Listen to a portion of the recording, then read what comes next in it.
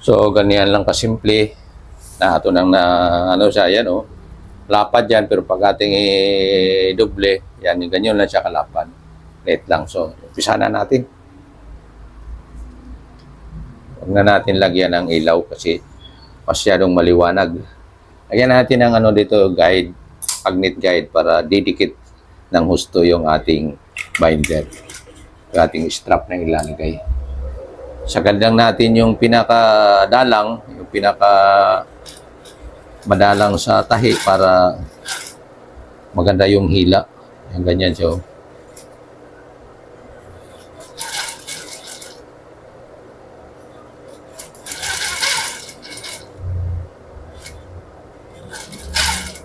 Yan. Hindi ko na ito nilagyan ng ilaw para kasi nagpuputi eh.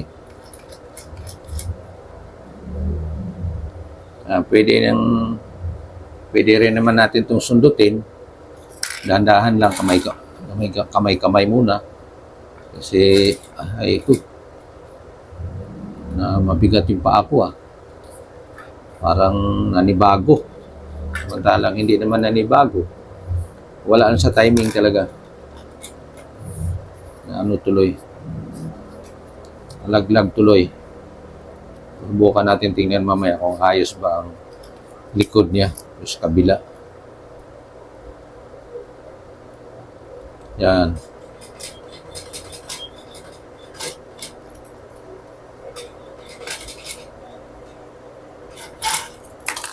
Yan.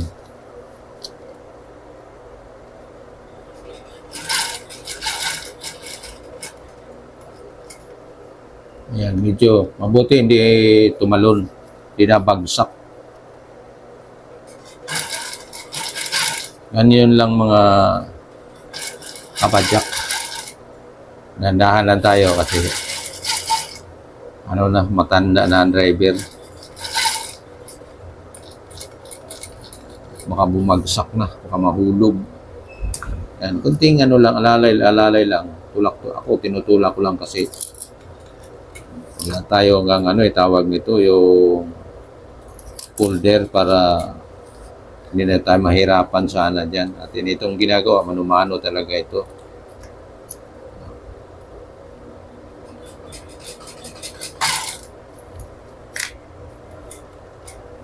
Manumano talaga. Parang wala ako sa control ngayon. Samantalang kontrolado ko naman to. Parang biglang tumatakbo ng matuli ng makina.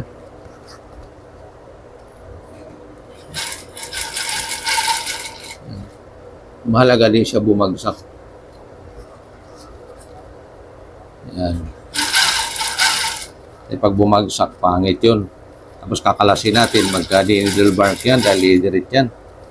Kailangan kasi nito sa trabahong ganito, perfect yung ating pasada, yung walang bagsakan. Kasi pag bumagsak yan, tapos kinalas natin, nagka-needle mark, may tusok ng karayom, kitang-kita yan.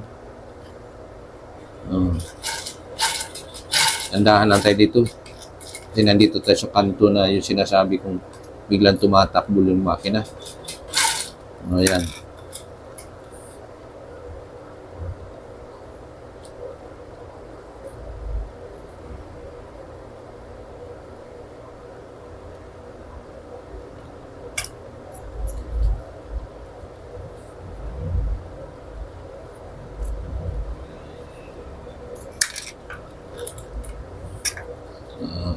Ikutin ko ng kamay-kamay. Medyo mabagal, mahirap, pero bagas ginagawa natin ng maayos. Tisin nating medyo mabagal ang ating trabaho dahil para sa ikagaganda ng ating ginagawa. Hindi siya babagsak. At tulad nga sinasabi ko, pag bumagsak ito ay magka-needle mark pag ating kinalas. So, kailangan natin dahan-dahanin siya. Mabuti walang bagsak yan. Yan ang madugo na gagawin sa may gilid na yan, yung kanto na yan. Kasi mahirap yan pagliko na walang kulubot. Pag walang kulubot yan, natutuwid, pangit. Yan, ganito, dahan-dahan tayo dito talaga.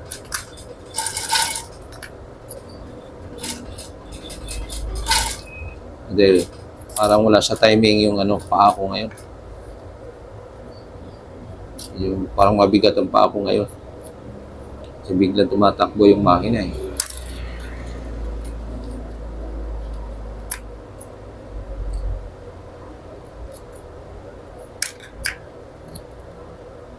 Dahan-dahan. Isang hakbang, isang ikot. Isang hakbang, isang ikot.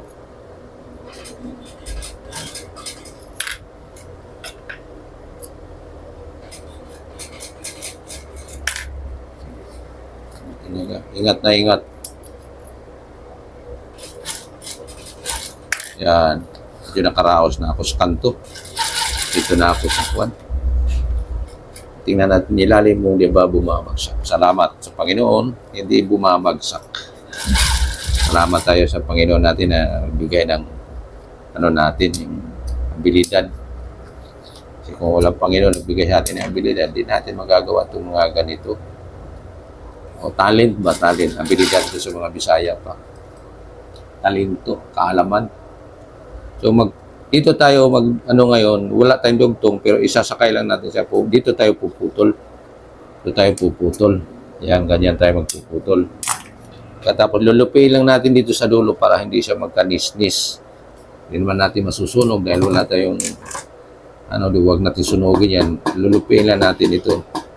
Yan. Tapos pupukin natin ng medyo matigas para siya. Mapaplan siya ng maigi, mapapaplat natin. Tapos isakay lang natin, ipantay lang natin yan sa ating ginagawa para hindi siya makuha. Hindi siya magninis-nis yan. Kasi kung may lalabas na medyo himulmol, pwede naman natin yan siya sunugin para mahadlangan yung pagkahimulmol para hindi siya magninis-nis. Kasi pag magninis, katulad nito, medyo labas ng konti yung dulo, atin yan siyang sunugin ng apoy para kasi plastic yan na siya natutunaw, hindi siya maghihimulmol.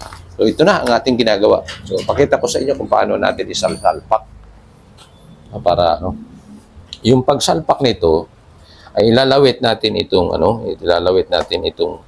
ating cover ng Bible. Yan salpak natin pa ganyan. Salpak natin. Yan. Lalawit natin yan. Yan. Yan dito sa kabila, lalawit natin.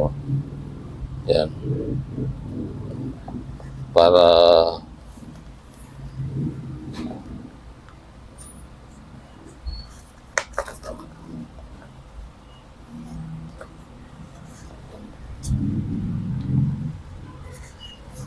ganyan tayo magsalpak. Tandahanin lang natin.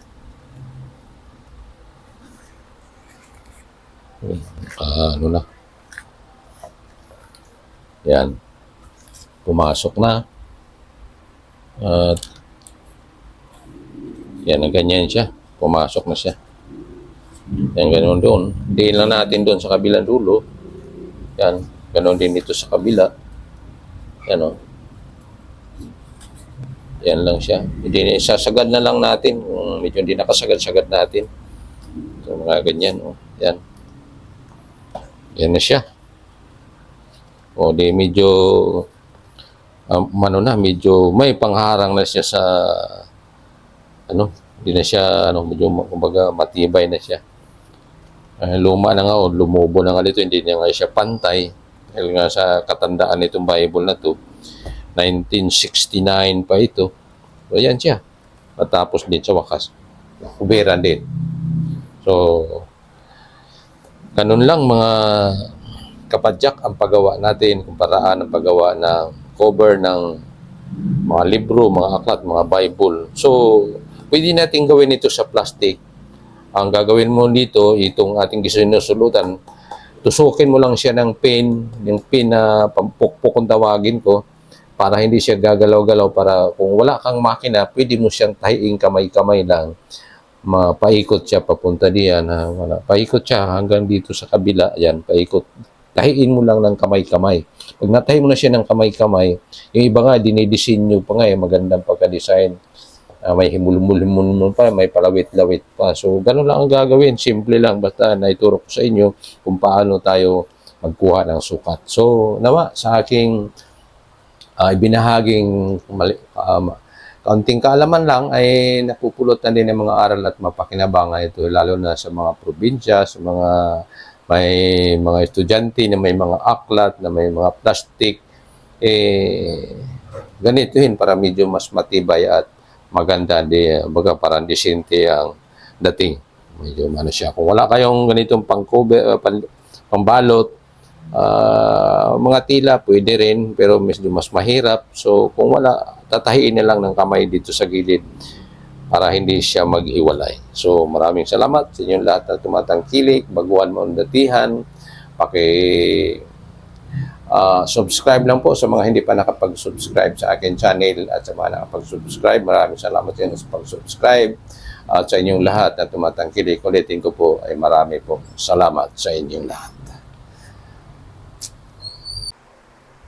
So ito na yung ating ito na yung ating gagawin. So, paliwanag ko muna ha. So atin to siyang itihaya. Dito tayo itihaya. Tapos igano natin siya. Tapos ganyan siya, ganyan. So tapos igano natin uli. Para maintindihan ninyo na yun pala ang paggawa natin. Ganun pala ang paraan. So alisin na natin ito kasi umpisa natin tayoin. So para itong ating ginagawa, hindi siya didikit, talagyan ito natin ng langis na babasahin natin. Kasi ito nadikit ito mga kapadyak na dikit yan. So lagyan natin siya. Lagyan natin ng pampadulas dito.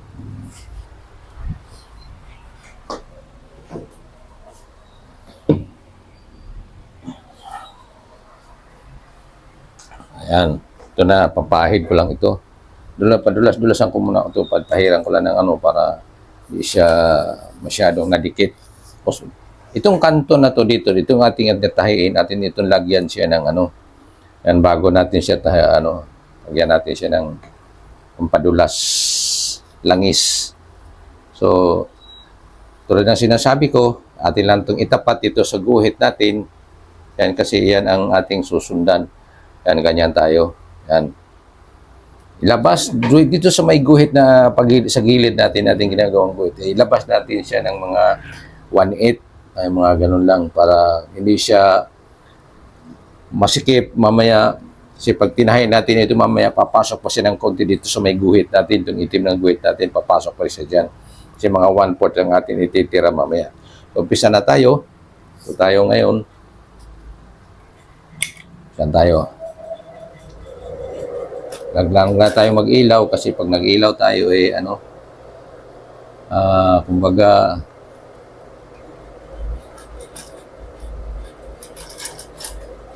silaw masyadong natin.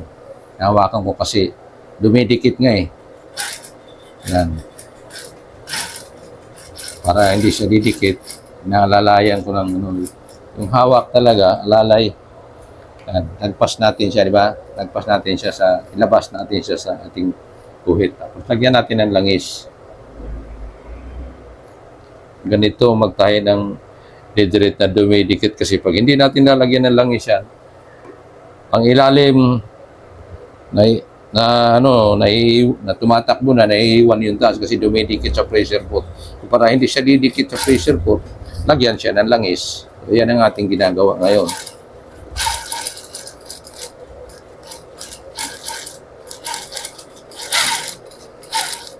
Yan.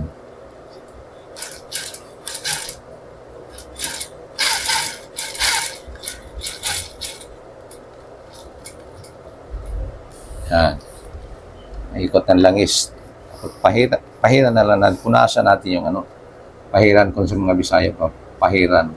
Punasan yan mga kapadyan. Yan. Para matanggal yung basa-basa ng langis. Dire-diretso lang tayo. Hanggang sa makarating tayo dito sa isa pang Princess, yung pinagtandaan natin. Dating dito sa may mga kapadyak sa ating pinagtandaan, saka natin ito pasok pasalubong magkaano sila para hindi siya magkabaliktad. Yan.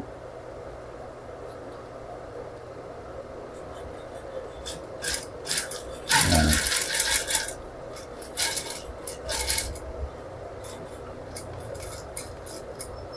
Yan. Punasan ko lang yung basa ng langis na agad ko kasi maano sa kamay, madulas. Yan.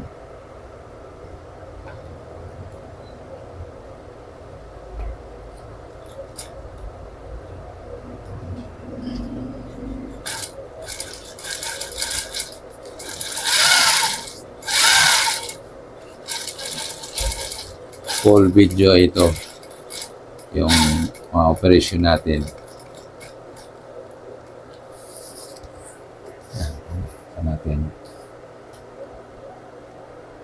Operation natin buong-buo ang video para masundan talaga ng gumagawa na yung kagaya nito, masusundan niya.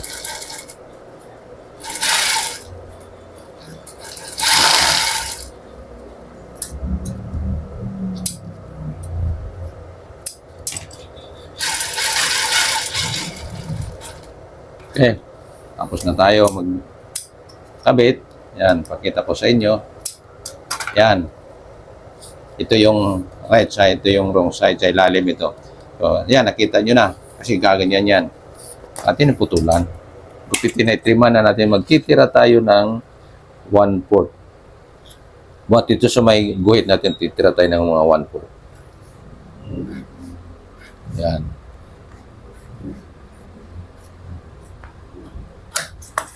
Tapos, ano natin,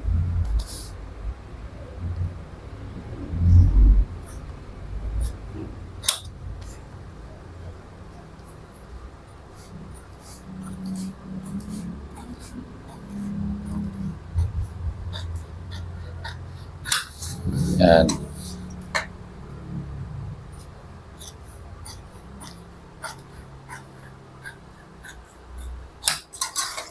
Yan.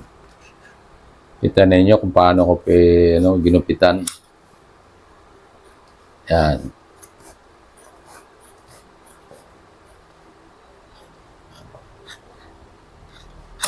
Yan. Tapos, anuhin natin yung kanto, kumbaga para pabilog-bilogin natin ang konti.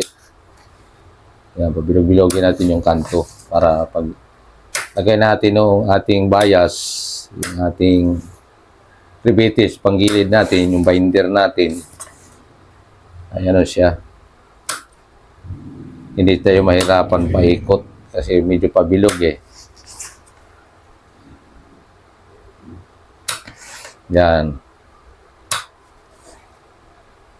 Yan. Ano na siya? Medyo pabilog na.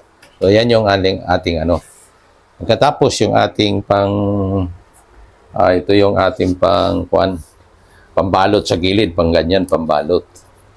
Yan. Ganyan. So, wala man tayong folder. Ang gagawin natin ay atin to siyang i-press. Hagurin natin ng pantay. Yan o. Yung pantay siya, hagurin natin ganyan. Yan siya. Baga binali natin, dinubli.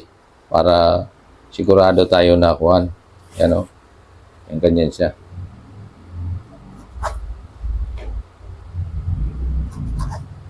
Inoble natin para hindi tayo mahirapang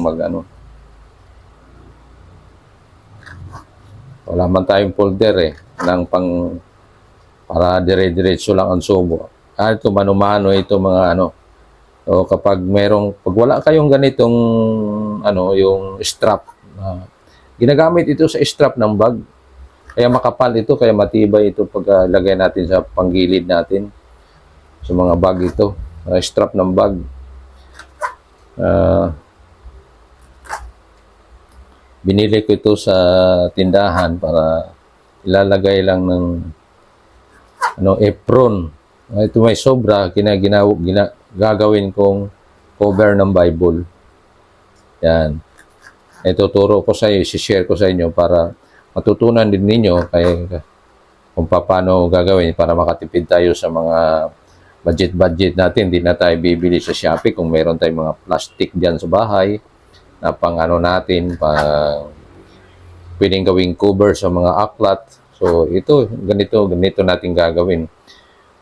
Basta importante, lagyan lang na sukatan lang talaga para makuha natin yung isakto. Hindi siya magkukulang.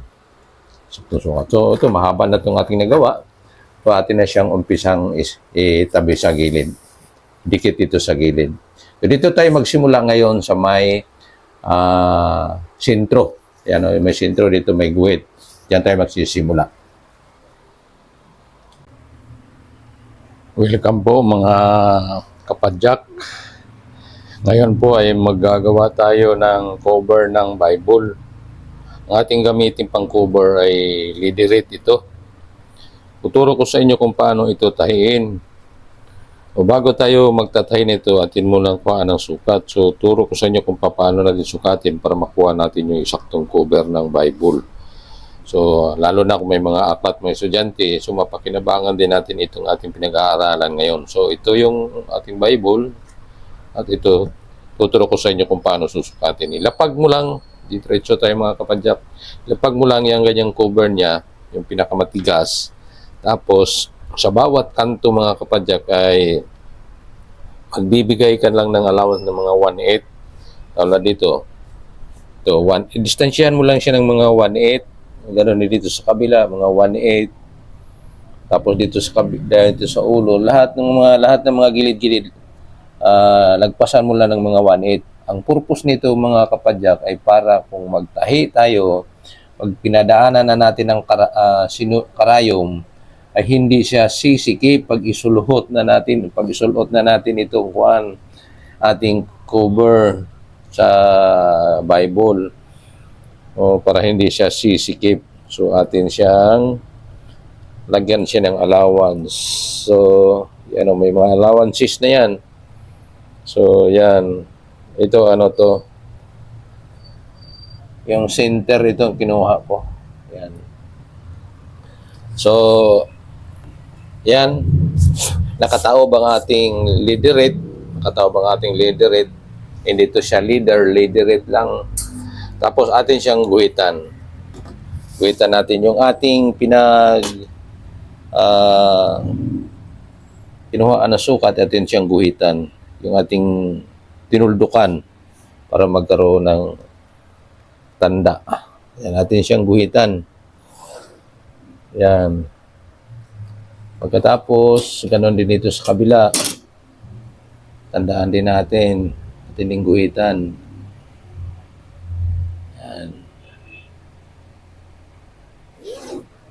Yan. Ganon din dito sa taas, lahat ng kanto na ating pinagtatandaan ay ating guguhitan. Para diyan natin igigilid ang ating tahi mamaya. Yan natin siya tatahi. Oh, yan.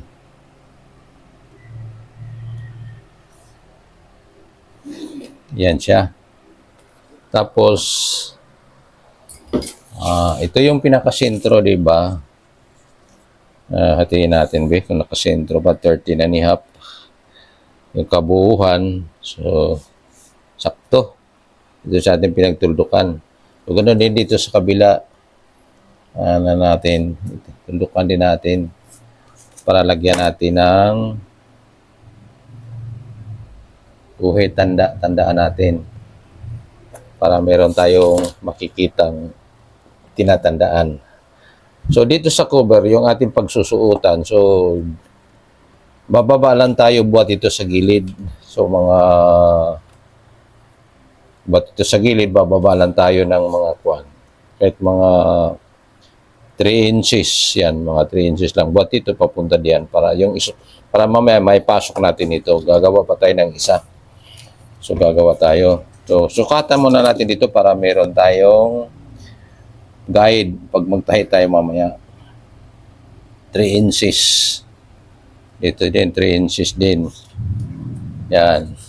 Dito rin, 3 inches din. Ay, dito natin isasalpak o iluklok o itago itong ating cover. Pagkatapos ay tabasin natin. Distansya na natin ng mga half inch muna kasi gano'n lang kalayo ay distansya natin.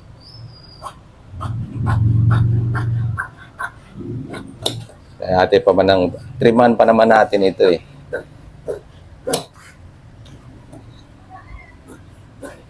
Mamaya natin siya igupitin ng fix pag natahi na natin siya para ano siya, tawag nito yung paglagay natin ng itim na pambalot sa gilid, malinis. So, ating kuhaan lang ng haba ito. Yung haba nitong ano, yung ating ginagawa. Kukuha nito ng ganito kahaba para yung sa gagawin nating yung ating luklukan. Yan dito, 10 inches. Yan, mga ganito, mga 10 inches. Kata natin. So, 3 inches yun, no? 3 inches sa kabila. So, kuha tayo ng bali. Yung kabila, 3 inches. Kabila din, 3 inches din. Sa kabila, 3 inches. Ayan, 2 inches.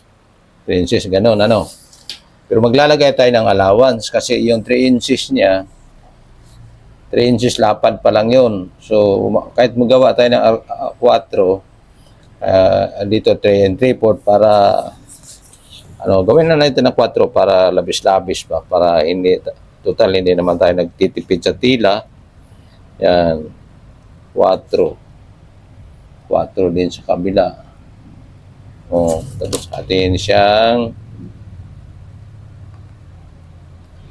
guhitan para hindi tayo mahirapan pag nagputol.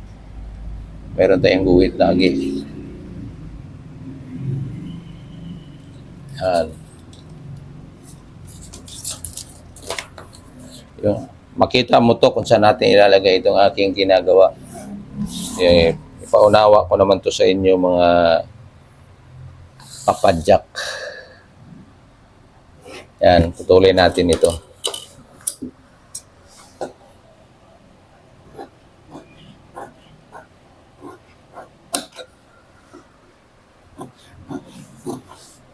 Itong aking ginagawa na Bible ng cover, ano pa ito, sa Bible pa ito ng tatay ko na yumao na. At ito ay 1969 pa ito yung Bible. Ito na siya ay isang colportor ng Seventh-day Adventist. At ito ay matanda na, antique na. Kaya pinahalagahan ko. Lagyan ko ng cover para hindi siya masira. So, itong 3 inches na ating sinukat ito, lagyan ko siya ng tanda sa ilalim. Kasi dito ko ilalagay. Yan. Ito natin ilalagay mamaya. Yan o. Itong ating pinutol. Kumbaga, yan, itihaya natin. So, dito natin ilagay itong ano. Yan. Dito natin ilalagay mamaya. Yan. Ganyan yan. Yun, sa pang 3 inches, dito natin ilalagay. Yan. Pagkatapos, baliktarin natin ganyan mamaya. Kasi dito tayo magtatahi mamaya. Papunta diyan, papunta doon, paikot, paikot. Pagkatapos saka natin yan, triman. Pakita ko sa inyo, doon muna tayo sa makina para makita ninyo kung paano natin ito gagawin. Tulan natin ng konti ito para, triman natin ng konti para makita natin mamaya yung ating ilalagay.